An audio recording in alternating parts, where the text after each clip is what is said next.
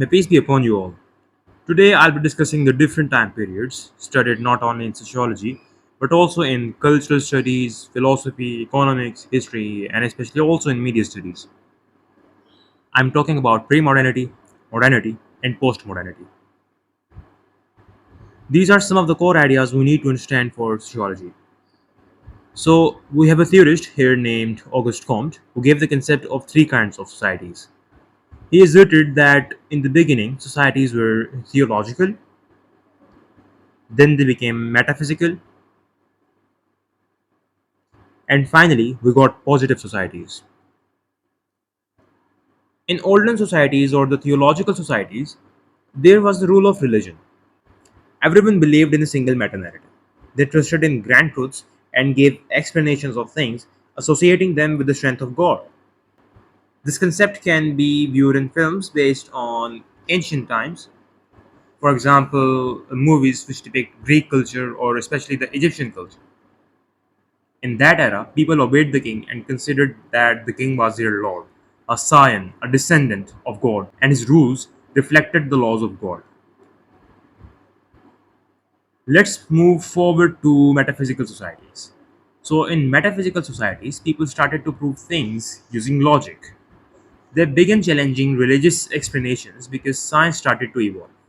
These societies emerged during a time of significant intellectual and philosophical change, particularly during the 18th and 19th centuries. As scientific discoveries accelerated, people began to question traditional religious explanations for natural phenomena. They all started to apply logical reasoning and critical thinking to understand the nature of reality. This period is also known as the Age of Enlightenment or the Age of Reason. This term refers to understanding or learning.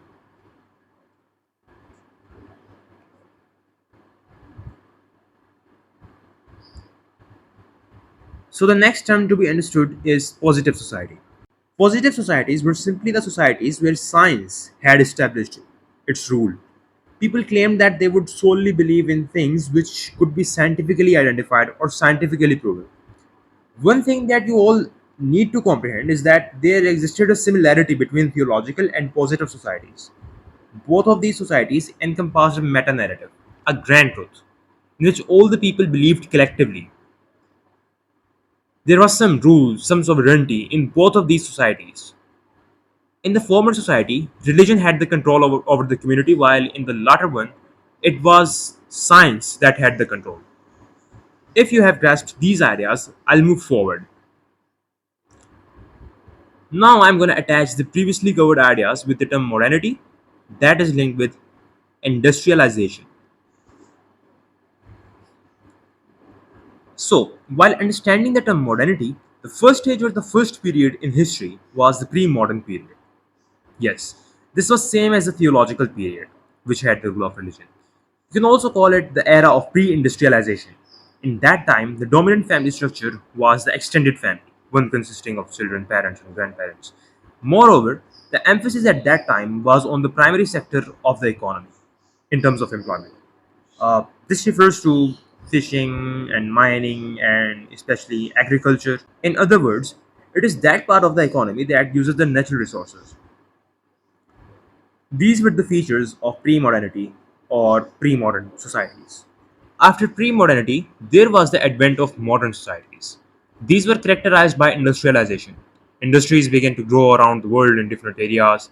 Therefore, people started to prioritize the secondary sector of the economy where they manufactured different products needed for the survival of humans.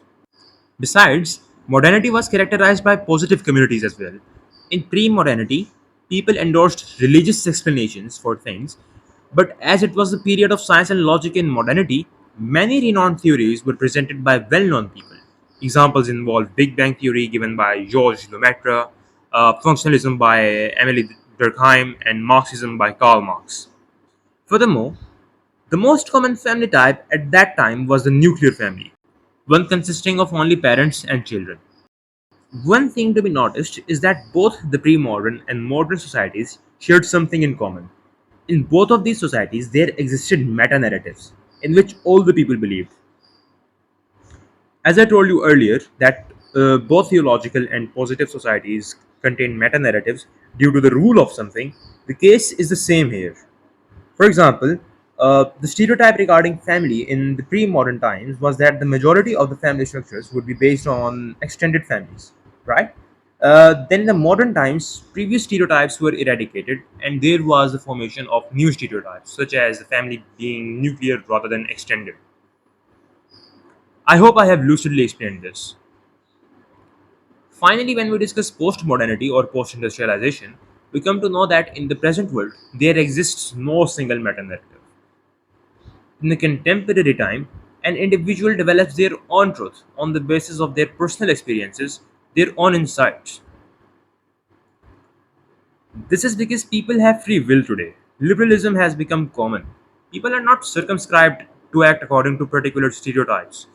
They're not confined anymore.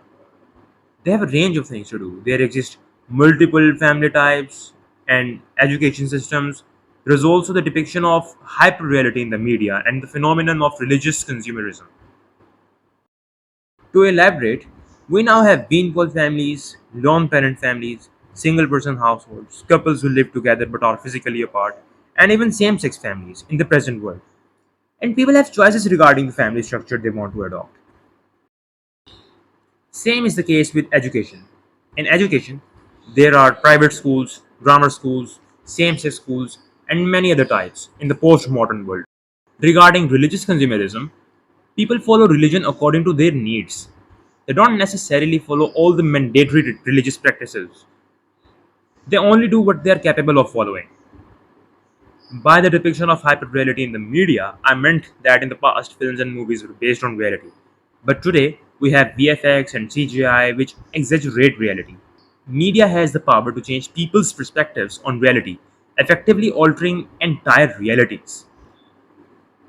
This is what postmodernity is all about. And this is the reason why postmodernity is considered a microsociological concept or an interactionist approach.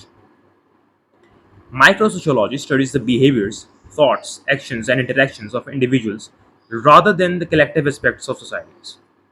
So, as the time changes, people change, realities change, and concepts change, also causing roles, norms, values, and cultures to change. You can ask any of your questions in the comment section below. Bye for now, take care.